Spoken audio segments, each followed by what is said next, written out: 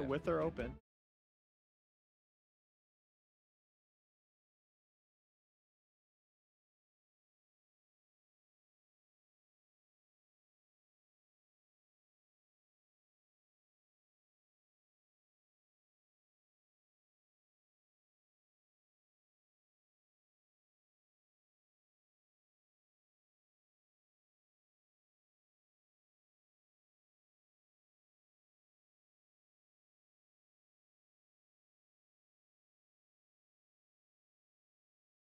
A little bit, and then Undying going to be the first pick. Lanes. Yeah, this is the hero that secures lanes. The Earth Spirit, ranked hero, Undying just loves to play against those. And with all the teams threatening tri-lane, okay, rotating in and out of tri-lanes in this tournament, Undying is one of those heroes that against a tri-lane, he doesn't care how, you know, he can.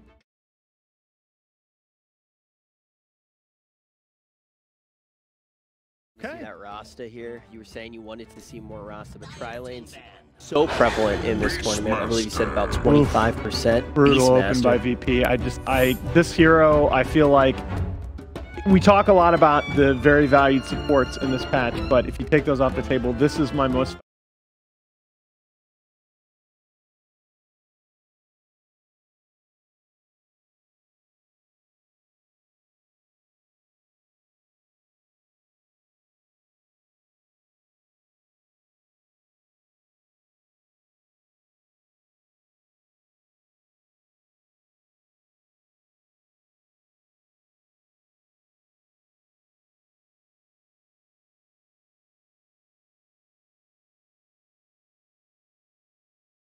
Because it screws up the targeting. For a second, I thought it was Zeus. Oh wow! Buying Visage and any other hero. Grimstroke's still in the pool if they want to get rid of that Beastmaster double roar. So good. Yeah, the one thing. So Grimstroke is still in the pool, as is Doom. Presumably on the side of Secret. Not unthinkable. You might see a Beastmaster support, although the Earth Spirit on board makes that a lot less likely. I don't think that's gonna. You know, the hero that I... Yeah, it's Earth Spirit, that's Roger's hero.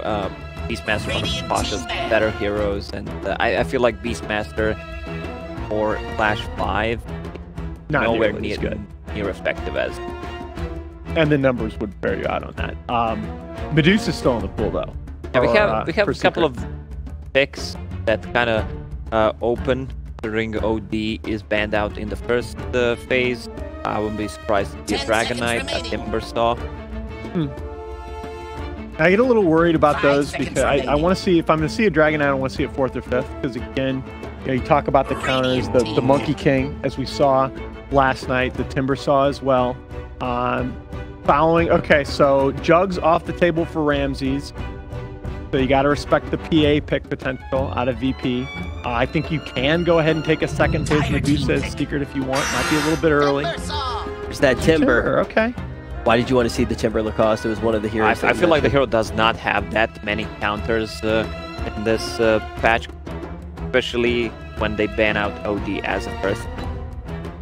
And we see more and more tri-lanes, so he's like one of the lane dominators, does not have many bad matchups.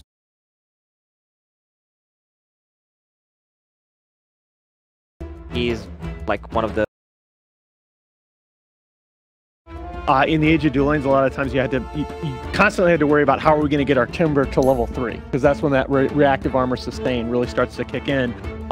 When you have this tri-lane meta, it can be a little bit easier to isolate 1v1 matchups, and Timber just crushes most.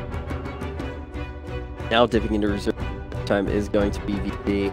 These Jug and Tide bans are not something that we talked about so much, Nahaz. Why do we see these get banned in this portion of the game? I mean, I think that's been the kind of MO throughout the tournament, is you're taking away these, you're taking away cores in the second phase. The other thing is you don't have anything right now against BKB.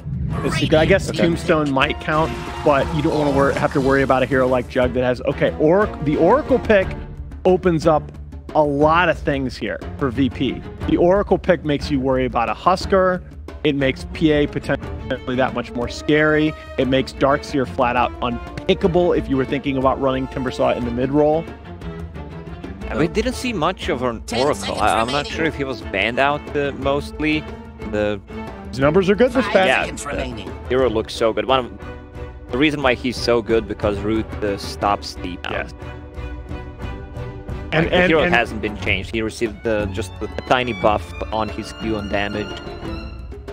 Yeah, and it doesn't. I don't think it applies to Oracle Q because it screws up the targeting. For a second, I thought it was good. Oh wow! Oh, this is a hero I have wanted to see this hero. I didn't mention it, and I thought VP might have been thinking about it because PL is one of the classic counters to the Undying, right? But everybody stayed away from it. Even with we've seen a couple first phase Undying games this tournament where PL wasn't either picked or banned throughout the rest of the draft. But VP is Secret is gonna take it here, and they're gonna do the classic. We'll pick the hero that counters are on. Yeah. So how many times have we actually seen the PL so far in this tournament? I want to say twice. Yeah, I think it was twice. So many analysts saying PL seems good here, but we don't see it now in the grand final. We will see the PL. They will need some AOE because they basically have these three heroes, and they don't have too much control for a Phantom Lancer. This Timbersaw is going to create so much space because none of these three heroes are good against the Timber. It's kind of crazy, right? Because the hero that PL counters, Undying, and a hero that counters PL are both already on that side. But this is the response, right? When you're talking about, you're worried about melee lanes, you're worried about the other team having a lot of melee cores, this is where you go to that Monkey King. Yeah, this is probably the matchup that they will want to have Monkey King against Timbersaw. It's a hard matchup. Even though with the rotation coming, I've seen these kinds of matchups where you have a hero just sitting at 35 to 75, 40 to 60, and just goes to a hero who has the worst percent. So with the Monkey King on board, surely it becomes more likely that Die is going to be on the Timber. Could be. Yeah. Right? I'm trying to piece this out because Secret, I think, despite the Monkey King laning matchup, which is a problem that we can get into once we see the bans here, I think Secret lack teamfight initiation. Right? You really want some kind of initiate if you're Secret. Yeah, I mean, Timbersaw is one of those heroes who can go in, try to do something, get the focus on him, and then team reacts, but it's not reliable. I'm surprised that the Centaur managed to survive throughout this pick and ban phase. Considering they already have a Timber and a Beastmaster, I assume Centaur is not gonna pick. 10 seconds remaining. They could grab a Dragonite, even though it's not a best match. Against who do you want draft for VP? Oh, I think that's really tough. What makes you not like that pick here, Nahas? You're playing. I think it's Dragonite, even though it's not a best. Yeah, you have to worry about again. the laning matchups, and I think as the game goes on, I mean, DK's a hero that he kind of gets swarmed by PL. It's not, you know. Now that I think about it, it's not as bad as I first reacted. My apologies. I think it's reasonable, especially with taking the Kunkka off the table. Okay. That's wow. That's VP again. Swagger, confident. Okay, you need a hero to deal with AOE. You provide AOE against the PL. We're gonna give you the mid one Shadow Fiend. And this, by the way, when I say I want to see mid one on more playmakers, yeah, right here. I'm not a big fan of a Shadow Fiend in general because he's patient. Shadow Shaman and Undying not the best at doing so, especially because it's going to be Shadow Shaman position 4, and the hero is slow, so you're not playing Shadow Fiend into Earth Spirit, which is the worst enemy, and they have enough stuns and blows, controls to actually enable Shadow Fiend to deal damage with raises. I like it here. Still, what do you want? Do you want a 3 or do you want a 2, Timber? Lacoste. 3. You want a 3? Okay. I think they need a matchup. So all right. So you want a ranged hero mid? Yeah. Can you just go do so? No, Lena. Okay, this is not a hero we've seen a lot, but oh, wow. Oh, mid one Lena. I think mid one Lena crushes this matchup. Not sure. Well, I've seen him Lena be versus rotations SF. coming out from Earth Spirit, which is way better than what was has. And, Yeah. sick drafts from both of these teams, and I would give VP an upper hand in this one. Okay, you're giving VP an upper hand, but I want to ask right now, how does VP win with this lineup? Where do you think they're going to be able to take over the game? Well, they have a good Roche potential. Their lanes are going to be strong. I mean, I think if they I think if they address the PL, they win. Okay, Because I don't think Secret has enough team fight to win this game if PL just doesn't get massive. But I think just watch that mid matchup. If mid one goes off on this Lena, this game's very winnable for Secret. All right, our analysts are saying the mid matchup is going to be the key to success here, but let's kick off the grand final. Hell yes, Richard. We are definitely looking to kick off the grand final right now. And what a final it is. It's a final that you'll probably be very familiar with. Virtus Pro versus Team Secret. In KL, they face up against each other in the winner's bracket and the grand final. In that tournament, though, it went the opposite direction. It was Secret who was, it was VP who was knocked down, and then it still went to 5. And the grand final. It was also a 2-1 as well. The loser, in that tournament, VP, they 2-0'd EG. This time it's Secret, and they go up again in a final. I hope it's going to be epic. I'm wishing for just 5 games. Undeniably, these are the two in Dota, right? Like, nothing to lose. This is probably... This is it. This is what we've been waiting for. This is what I'd say 80% of the community expected. We finally get a shot. 5 games, VP, Secret.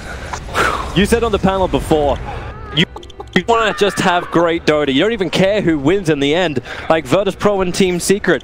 These guys just play an incredible level of Dota. And looking at the draft, I kind of got what I wanted. We're both standing here during the drafting phase going, man, this is a really great counter to this, and this is a really great counter to that. Both drafts feel like they've got so many strengths as well as weaknesses against the opposition. And one of the biggest ones I want to flash up is the SF. It's no one. Finally, dude. Yeah, he comes up. It's finally SF gets picked up as one counter, but then he gets the other counter back. Yeah, so EG won against eHome and Vici with their Timber, but those teams picked Beastmaster and Kunkka into the Timbersaw.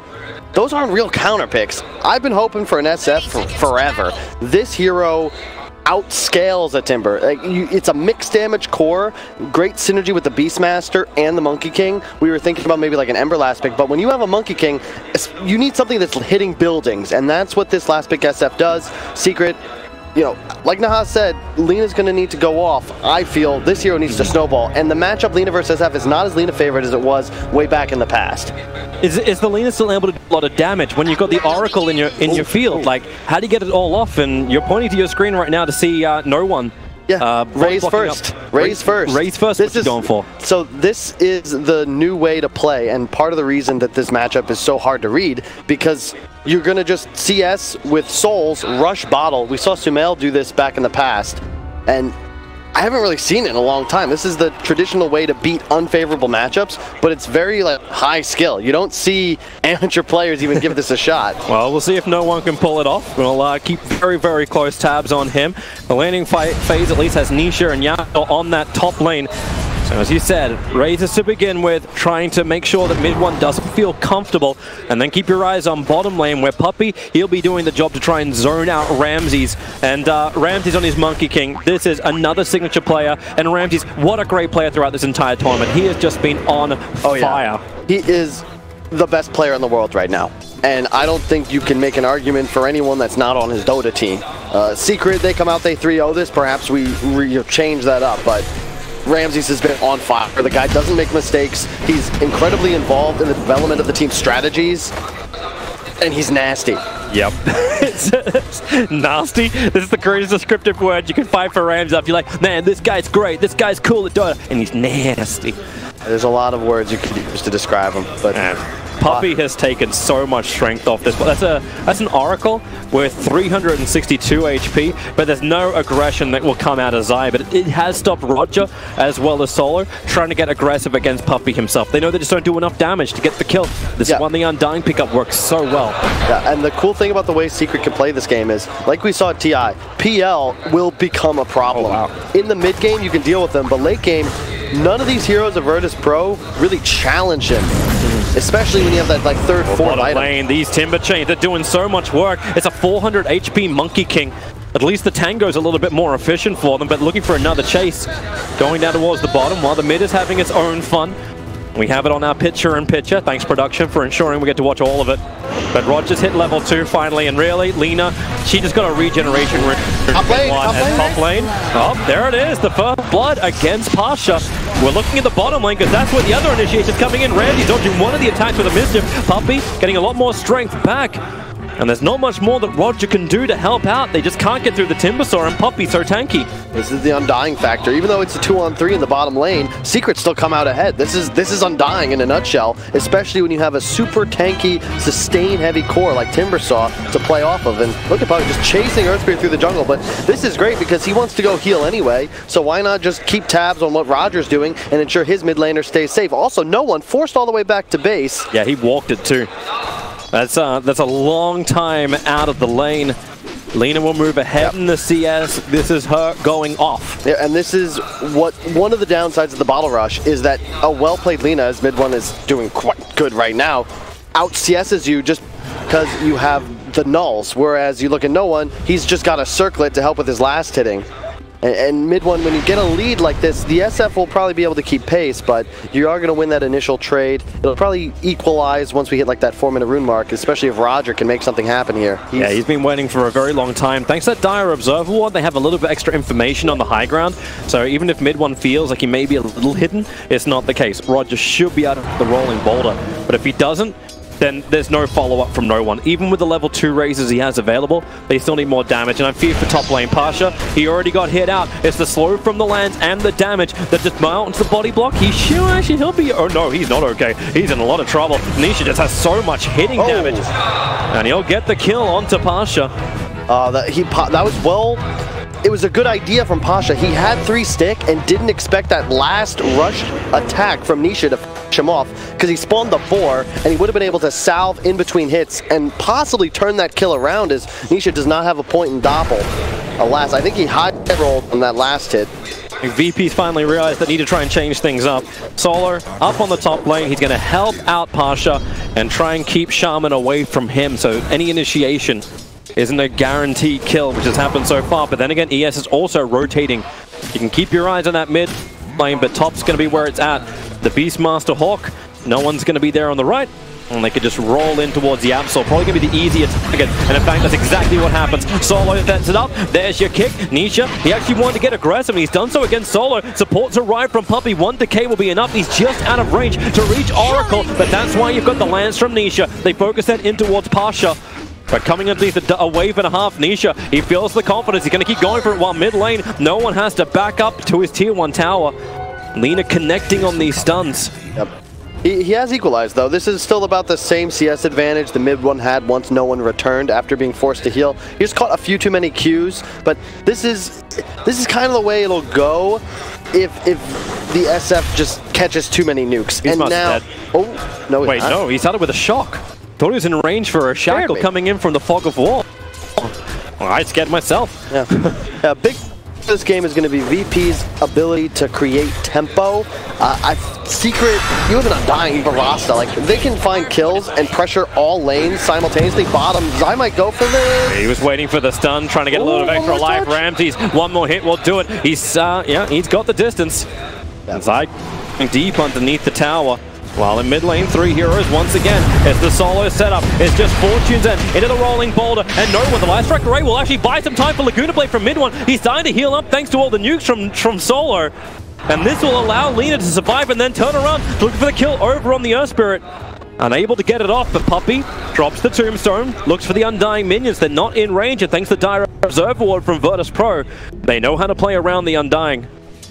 You're going to see this game is going to be Secret heavy for the early mid-game portion. VP, you're going to hit a timing when you have some Beastmaster items up. You can start shredding through buildings, perhaps get a Roche. But Secret, I think you've got the mega late game controlled as well, just because of the PL factor. And right now, definitely looking good for the side coming out of the loser bracket, just because of how much better their offlaner is doing in that sacrificial lane.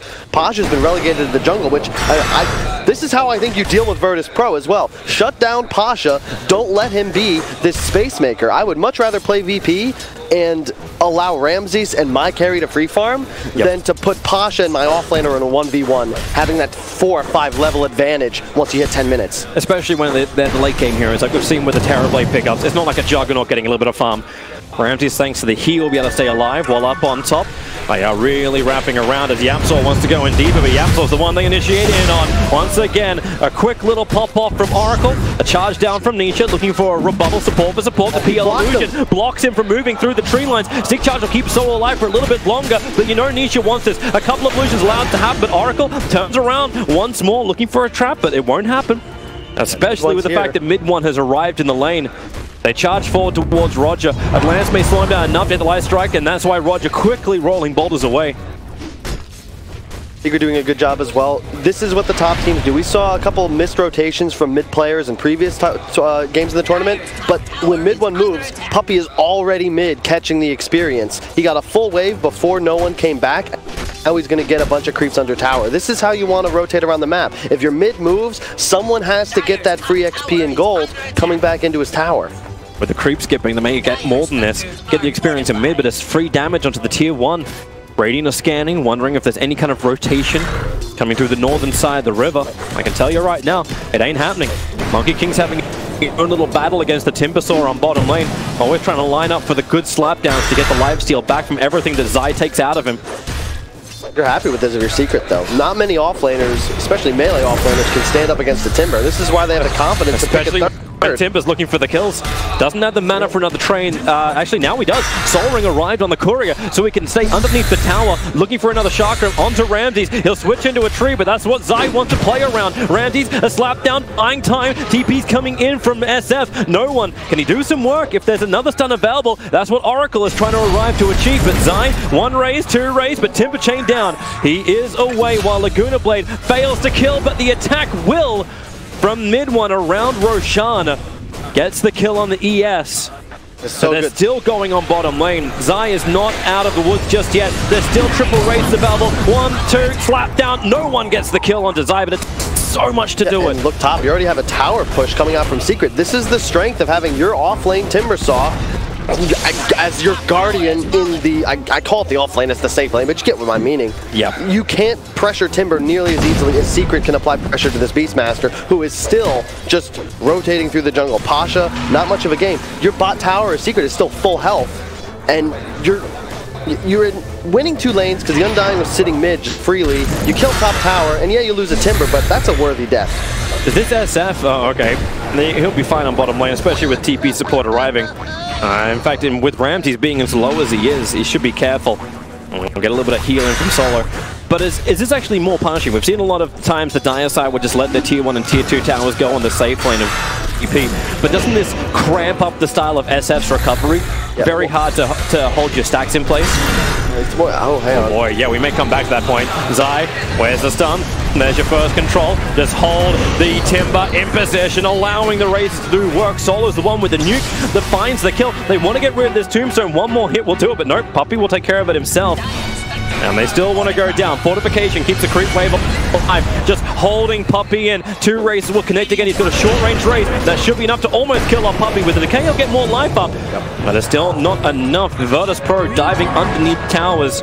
I'm glad no one's doing, he's demonstrating what I would comment on, which is SF no longer just farms stacks, but you got to get involved, and no one's doing just that. You can see how he just dumpsters the Timbersaw throughout the game, but you're concerned if you're VP. Look at where Nisha is 2,000 net worth ahead of the game, and he has total dominance in this top dire jungle. Pasha's got Roar, but I don't know. Can you really find a real one consistently? You're going to have a Defusal soon as well. Is that coming out of the courier? On the courier. My God. This is an 11-minute Defusal blade for the Phantom Lancer. Yeah, and this hero crushes PL. You crushes Beastmaster. But the support duo of VP have a very big problem with Phantom Lancer as well. You purge both their disables. Man, Nisha's about to go hard. I think you just shove down bottom. He links up with the Timber Saw, your big tanky frontliner. He can tank any tower hit, no problem. Just tank a tier 1, tier 2, right? And you have an Undying as well. Rasta also level 7. Yapzor pops the Tome. All of he has Arcanes. Here's your initiation forward, looking for the kill. Already starting off. SF lets the Wrecking the Souls blast out. Pasha arrives. He has the Roar available, but instantly wants to push back. They do not want to roar this Timber Saw. They have no follow-up to it. The Earth Spirit's moving over. He doesn't have a TP scroll, so it's a long run. The Mass Serpent wants defense. The Roar goes out the Phantom Lancer. He's so on life, but they can't kill him off yet. In fact, Pasha's too deep in the shackles on SF. Great chain control from Team Secret. Support is there from Oracle, but no level 6. He can't keep his core alive. SF will fall. And Team Secret get exactly what they wanted. A tier 1 tower, couple of kills, and then the right to push into the tier 2. I don't know how he missed the close nuke on no one. He only had the 2 nukes land. Not sure how he whipped that. He could have just misjudged the range by just a few moments. I didn't see the replay, but this is a tier 2 now. I was surprised they dropped boards tier 1 mid lane. Mid 1, this will be a big pickup if Virtus.pro can get something back. And of course, with the help of the Monkey King, yes, works with them to get it, but you lose a tier 1 and tier 2 tower. Mid 1's still worth a hell of a lot of money and good experience, and that's the one player who wasn't involved really in the bottom fight, even though the ES was trying to be. Ramses. Yep. He's still that ticking time bomb. Once he's actually going Battle Fury build as well. Yeah, this is one of the ways you deal with the Phantom Lancer. Your illusions will get the cleave effect as well, and you handle Phantom Lancer the entire game. If your ultimate is up and you're standing inside of it, you just can't heavily commit with your illusions because they're all going to get cleaved away. But do they have the time? Do they even have the space? Like, it feels like both Monkey and SF don't have the space on the map to farm. This is the thing. I think Ramses recognizes, look, if I itemize in this more fight, like, you're not winning fights right now. You can't jump into an Undying, a Rasta, PL with the Diffusal 11. You're going to have to try and outscale. Inferior teams are going to maybe double down on the mid game, and they're one fight away from a loss. Yep. You're ready to take some small losses now as VP in the hopes that eventually you can turn things around, and I think that decision is a good one. Even if they were to lose this game, you got to try and find that win no matter what the percentage chance of success could be. The mental thing, get a little bit of run. Timber Saw, Zion, he's a long way away. Pasha has Roar up. Zion will just chain out. Of course, I know he's tanky, but as we proved with Ice, oh, that was the Demon Edge. It was the Demon Edge for Monkey King. That would have been a huge increase in damage for Ramses, and it's gone for 3 minutes. That makes me feel silly about what I just said, Toby. Hey, it was fantastic. The problem is the courier was going directly over their own jungle, and they're looking for kills. Puppy comes out. He's actually going to just Wukong command Ramses. No other choice. He can't jump away in the tree. They have to get rid of this Tombstone. Soul Rip will make it a little bit more difficult. Tombstone is gone. Zion, he'll stand underneath the Wukong. He doesn't care. He'll chain through. Lost a lot of tree. The slapdown's good, but the Mass Serpent wants. The trap is up. No one's getting away from this, but in fact, 4 heroes all inside the trap. Beastmaster thinks the ball promise. He'll be able to survive and get his Roar off. But Nisha, he's still the bigger hero. He wants to try and stay up, and he's able to do so. So much regeneration, and maybe mid 1 with the shackles up. Ramses will fall down. Mid 1 sticks around for it, and SF will fall as well. Team Secret, it looked like the most disastrous hordes from Yapzor, but it was the greatest hordes of all time. Hey, at least it was 2 from each team, right? Worked out. Ramses, he got yoled. Mid 1 just accidentally walks into tower range. That second shot put him at 8 health. If he goes down, I think Ramses might even live there, but turns out for a big win for Secret. The other fun thing, the ward started to actually make it so there's a hard choke point on the ramp. It was so difficult for Virtus.pro to get the support up. Beastmaster, like he just walked away, and he was with Oracle on the far side, which just stranded the rest of Virtus.pro up the hill, and they couldn't walk into Team Secret. Yep. And now you're in a position, you can see the power. Like, Secret third pick Timbersaw. They didn't care if this hero ended up getting countered. They have at least 2 people that are excellent on the hero in mid 1 and Zai. Are you still happy to see a Holy Locket on him, though? He's gone double braces into Holy Locket. I think that that item is very bad, but on Timbersaw, it's pretty good. You don't need the hood necessarily in this game. It gives you health, it gives you raw HP and mana, but it also gives you a ton of regen. It's just a super value item, as it gives Timbersaw everything he could possibly need, plus it boosts your health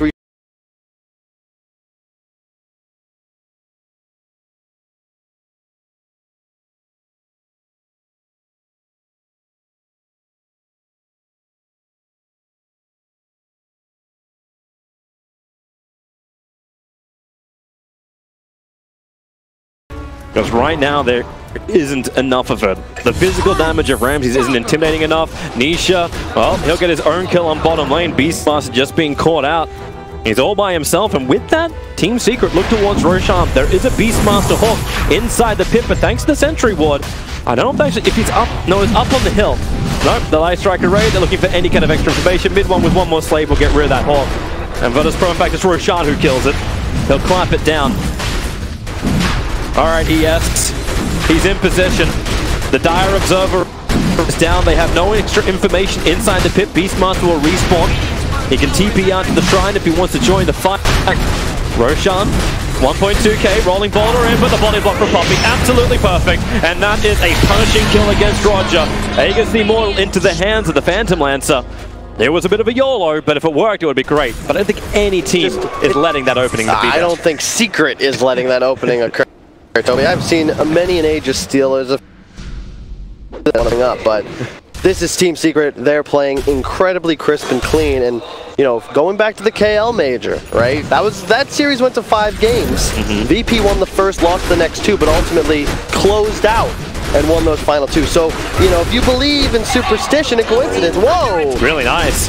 Yamsor actually getting caught up on the top lane. He burnt Requiem and Yule Scepter to do it. Just walked up and did it. Monkey King's looking for the last bit of money. He's almost got, in fact, he now has the Battle Fury. So, new items arriving for Virtus Pro, but with no Requiem of Souls. VP may want to be a little bit more careful. Observe the sentry's being planted down. That's not going to last very long. Actually, yeah, it will. The sentry's too far away from the Observer ward. Nisha's just unstoppable. He's got a Manta, he's got a Diffusal, and none of the heroes of Virtus Pro are geared up to deal with his harass. This is one of those games where Secret's going to thrive in long fights. Virtus Pro, you need to find immediate kills with your Roar, with your Requiem, and under your Monkey King ult. If Secret can bait out some of these cooldowns and keep the core of their team alive, they should be able to clean up easily once that all fades. There is, however, the mentality of Virtus Pro. So you're like saying, like, VP later on can fight, but look at their Observer wards they place. One on the hill on the southern lane, and one's actually almost in the middle of that, like, it's mid lane just out from the tier 3 tower. It's so defensive on the line drawn, and then the other two, they watch the northern side, watch that river entrance to see if they can go into their jungle and keep that Monkey King farming up. But Team Secret, they go the other way. Smoke up, run up through mid, sentry ward's planted down. ES needs to create a little bit of space, and he's just rolling boulders away. Goodbye, Solar. Nice to have you back and playing with the team, but you are definitely dead. Level 12 roster, he's going to just drop boards on the high ground. Zai's going to tank. This is the strength of Secret. They've hit it timing. Everyone's spent their gold, and they're just ready to go high ground. Now certain ones are there. They'll clean up the creep wave, but as long as these wards are up, Beastmaster can't go in to deal with it. Nesep doesn't want to get too close. And mid one has to blink. Still no Requiem. They should know to have the Requiem up now, so maybe they can Yule Scepter and do something. But the jump forward, where's it going to come from? Monkey King's coming in through the rear, so Ramses wants to trip him out, thinking about jumping across, so he'll jump away. He cut the wave, Toby. He did. He cut the wave. Wait, the backdoor regeneration, stopping Virtus, stopping the VP racks. Now Ramses will be punished for it. They catch him in the trees. There's that blink you were talking about going to work. They didn't clean up enough of the Mount Serpent, but Ramses, he'll buy back into the game. Didn't commit the look at Roger. Command. Look at Roger, he's trying to make the same play. Yep. He's going to rolling boulder into that, however, and that's going to be with the entire team.